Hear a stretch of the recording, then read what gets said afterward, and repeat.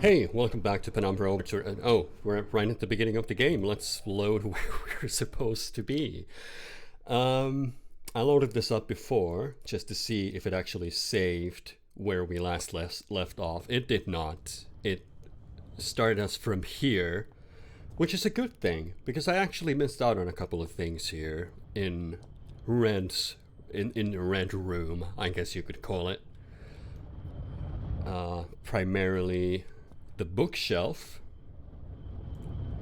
Reams of books. Where did Red scavenge all these from? There's everything from survival manuals to the collected works of Shakespeare and Kant's ethics. Well, don't look at me, that's how it's pronounced in German. I'm not trying to be crude. If this was how he spent his time, no wonder he spoke so strangely. He must have led a lifetime of misunderstanding. I was not expecting the game to actually point that out, the way he speaks, but it did. I am impressed.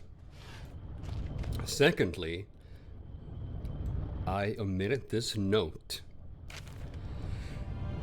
Young Red's predicament. My dearest friend, how are you? I am as well as can be expected. I have some sad news though. A few days ago there was some kind of collapse and some of the ceiling of the cave fell in on me. What scares me is that I was in an off-limits part of the mine. They may not look for me here, but if they do, and they find me, I'll be in so much trouble. But I don't think I'll have to worry about that, because I'm not sure I'll be getting out of here. I don't mind so much. I've been working in the mine for about 3 weeks now, and I'm really proud that I can send money home, but it's pretty tough work, and so far, you're the only person that's really been nice to me. Plus, I have some nice company down here. There's some friendly, kinda creepy crawlies, and some books I brought from home that I was taking to the rec room. If you think about it, I was really quite lucky I had all this stuff with me, otherwise I'd be bored stiff. As it is, I have Shakespeare, Bronte, Nietzsche. Perfect bedtime reading. Yeah, I'll say. Although, I suppose I might be trapped here long enough that I have to read them twice. I always used to ask my mom how long people survive without food and things. I read how some people can survive underwater for over 5 minutes, and some people last in the desert for weeks. But she always said you had 3 minutes of air, 3 days of water, etc. I suppose I'll probably find out soon enough. I guess if I had to, I could find food around the place. Like I said, there's all sorts of creatures here, but they're better off as my friends than my lunch. I wonder whether I shall starve to death or go cave crazy first. Neither sounds too much fun, I guess, but if I had to choose, I'd say I'd want to go mad. It sounds like an adventure. So says Tom Redwood, proper mine worker, December 1970, age 14. Some tragedy to Red's situation there. I know I made light of his predicament last time a little bit, but I think that was a pretty cool note. He's been here for a long time. He's been reading Atoms and Molecules, H.G. Wells. Can't make that out. Nor that. Could be that they're actual book covers. So, gotta redo all this because the game didn't save.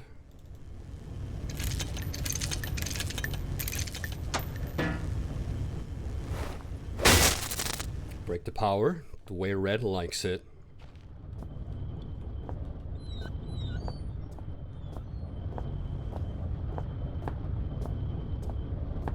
And this, presumably, is the start of the last chapter in the game. We read this last time.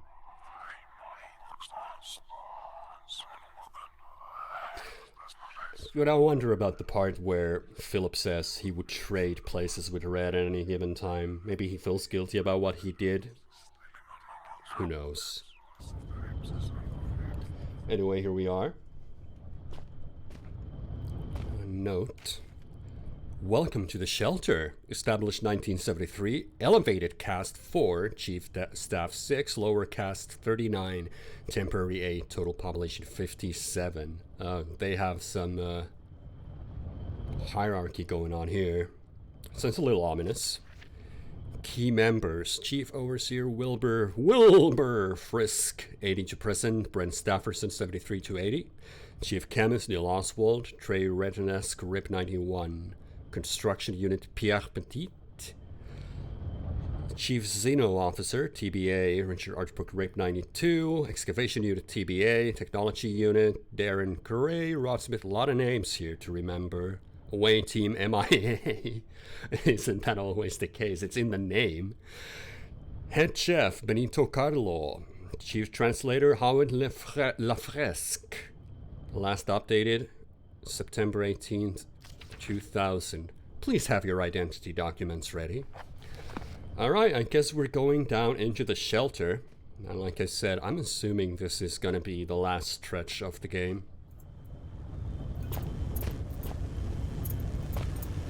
Light flickering. Can I interact with this? No, I cannot. Well, onto the shelter we go. Is that there's a silhouette. Hello. Definitely a silhouette over there. Let's go say hello.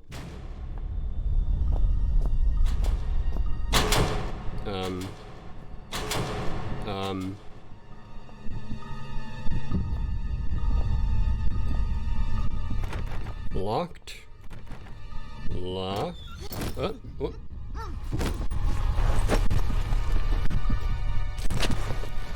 With that, the man who had first descended into the mine was no more, and so began my next chapter.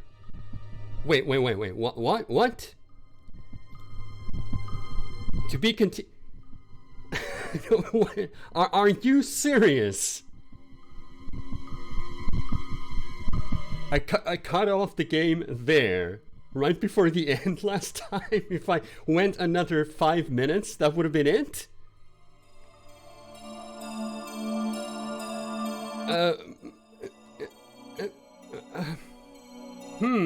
Okay. Riveting last chapter of Penumbra Overture Episode 1 by Frictional Games.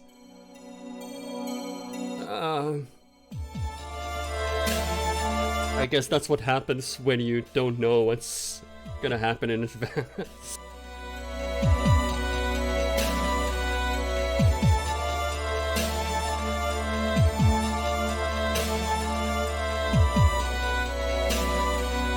Minutes of gameplay and then we're done. Okay, well, Penumbra Overture Episode 1 ending abruptly, just like that. Of course, there are sequels. There's Penumbra Black Plague and Penumbra Requiem.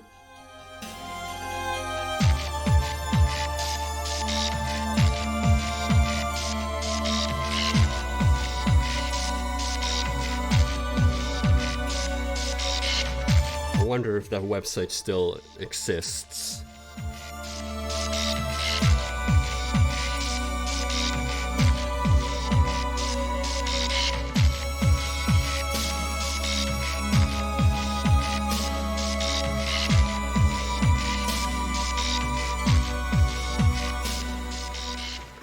Well, okay. That was Penumbra Overture.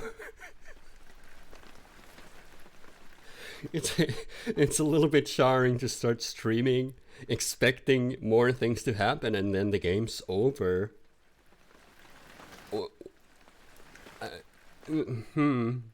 Okay, well.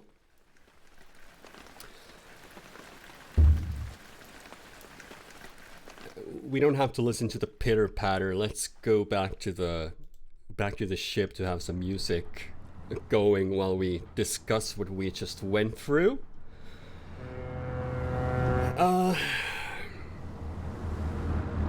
I guess we can start with the trophies. and then we'll discuss it a little bit more. I have 3 trophies for the game, and they are as follows. Primordial Soup. Primordial Soup, as in, this is what kicked things off for games like Amnesia, frictional games in general. There's a lot here that would find its way to their future games. Amnesia comes to mind first and foremost, but it's a little bit rough around the edges. They ironed out quite a few things.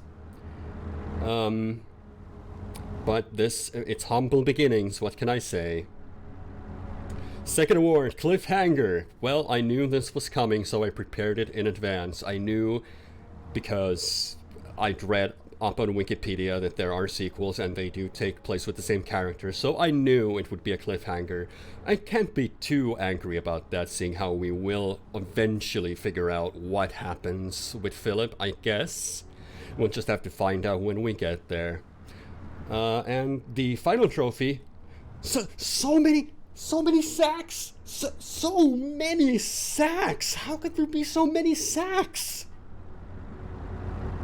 And those are the trophies. Besides that, well, what are my thoughts on the game? I think, like I said, Frictional used this as a template for whatever their future games would entail, including, you know, the drag and drop mechanics, the stealth system to some extent, the Lovecraftian mythos of the thing, survival horror, first person, all that. It's all here, but like I said, a little rough around the edges. I enjoyed this game occasionally, I think. It certainly... I think the main thing I disliked was the combat. And I'm not sure if it would have fared better if there was no combat whatsoever. And having played Amnesia and Soma, and not being a huge fan of sneaking around corners to avoid dangers, I can still say it's probably the better choice of the two, because the combat system in this game is very, very bad. It's not a good combat system. Very unwieldy, very unfun to use, which I suppose was their way of making sure that players would not be using it, and instead relying on stealth. But once you get the hang of it, it's probably easier to just get rid of everything and get rid of the danger and all the threat, all the fear that comes with it.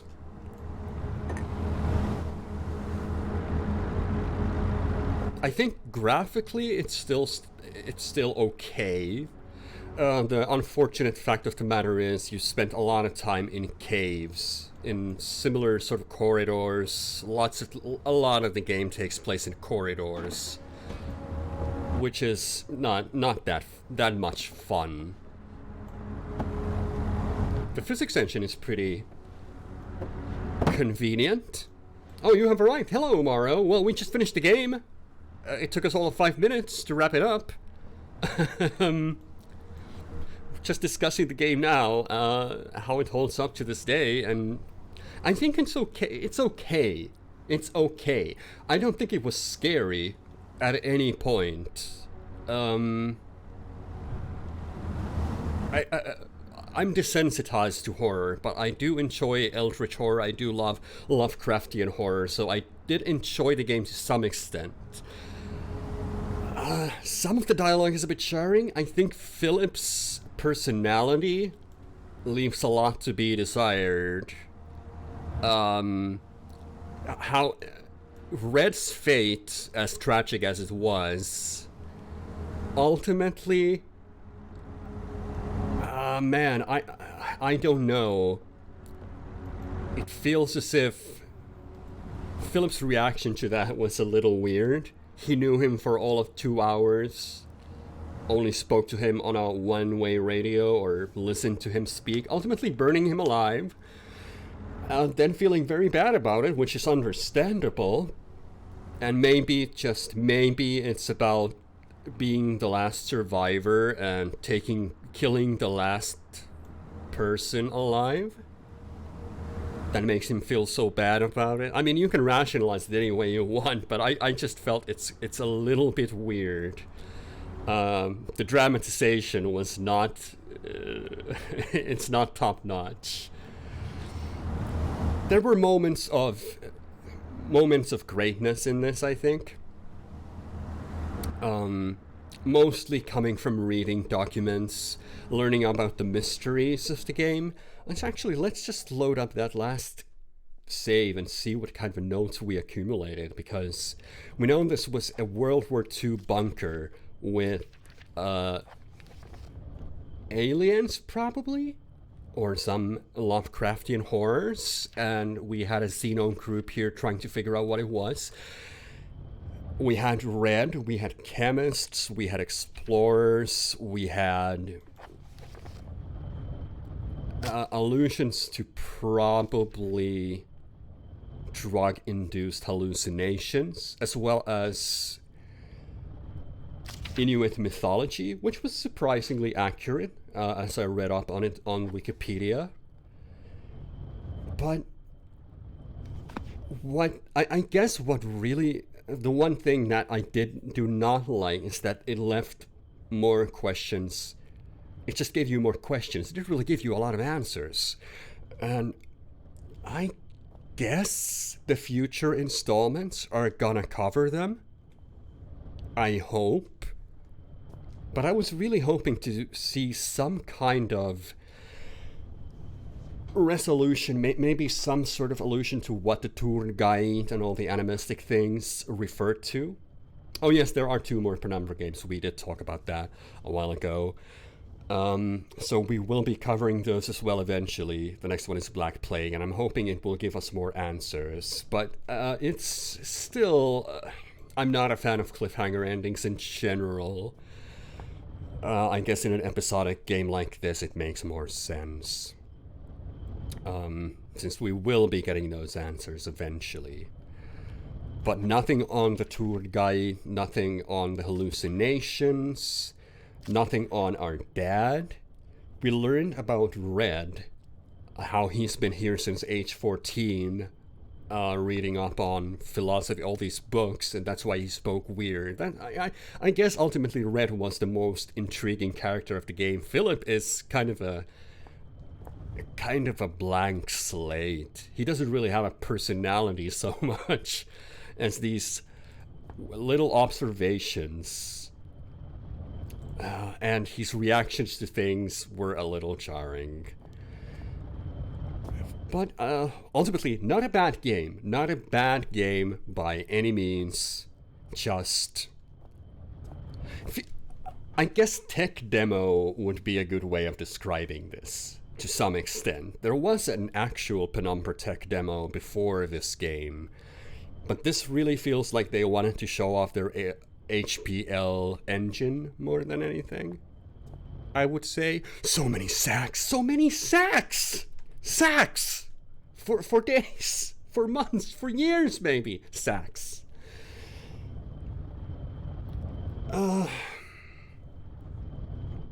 hoping to...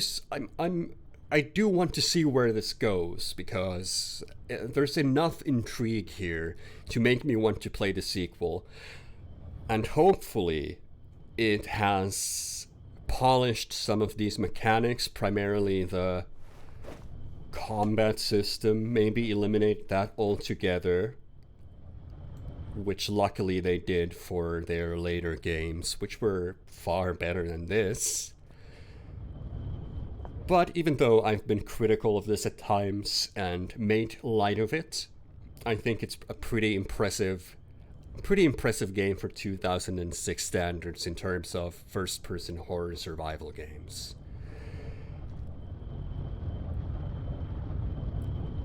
And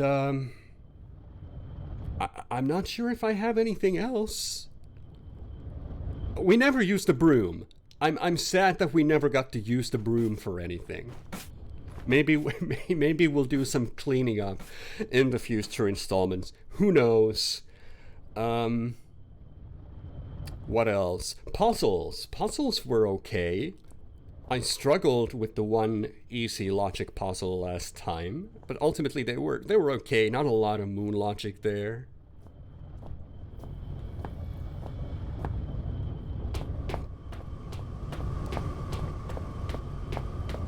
A lot of it made sense. Lots of logic puzzles, and they were quite enjoyable. The one thing I didn't like is that we couldn't break the chains without bolt cutters, even though we had a friggin' pickaxe at our disposal. We could have just taken it apart. So, Occam's razor, not always the case with this game when it comes to puzzle solving. But yeah, I guess that's all I have to say about Penumbra Overture for the time being. And we'll just have to see what happens in the future installments eventually. And I hope to see you there with Black Plague. Thanks for tuning in, and sorry for this very jarring last episode, which is just me basically talking about my speaking out my thoughts about the game. I hope to see you next time for something. Let's end this as abruptly as the game did. Bye.